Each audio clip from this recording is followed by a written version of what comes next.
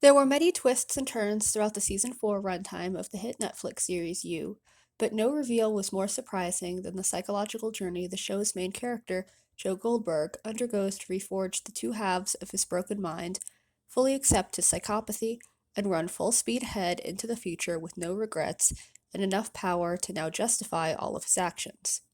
What season 4 has gifted us is a completely terrifying, fully actualized Joe, totally accepting of himself and more than willing to murder anyone who gets in his way. This is obviously a lot to process in the lead up to season 5, so let's unpack everything Joe's went through in this season that's led up to this point. 1. Rhys isn't real. As I stated in previous videos, I didn't believe that the Rhys Monroe we saw perpetually following Joe around this season was real. I thought that the Rhys Monroe we saw keep popping up was just a figment of Joe's imagination the sociopath used to justify all of his actions, or if not that, the ghost of yet another of Joe's unfortunate victims that keeps haunting his broken mind. I ended up being right, and in episode 7 it's revealed that though the author Rhys Monroe is very much a real person, the Rhys that keeps stalking Joe very much isn't.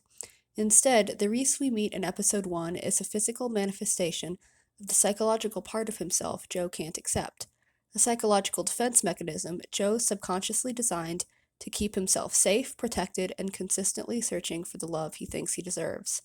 And this is a perfect time to bring up Marianne, who I'm very glad not to have been right about. 2. Marianne Bellamy.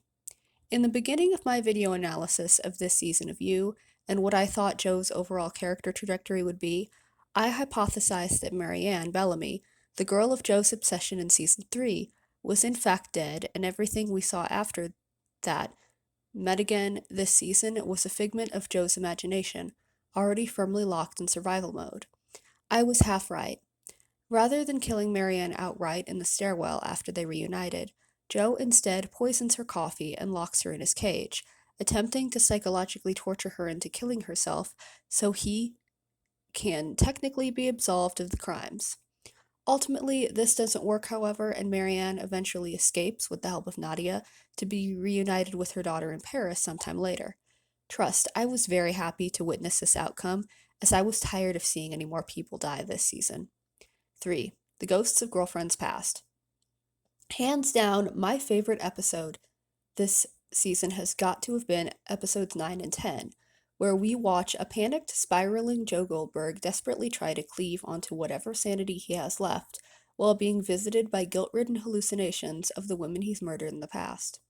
First Beck, then Love visit him, bombarding him over the head with the truth of his actions until Joe fully admits the truth to himself, that he's evil, that he's a murderer and a sociopath, and kills innocent people for the pleasure and control it brings him, that he is the thing he should have killed in his cage, and he's ultimately too much of a coward to do so.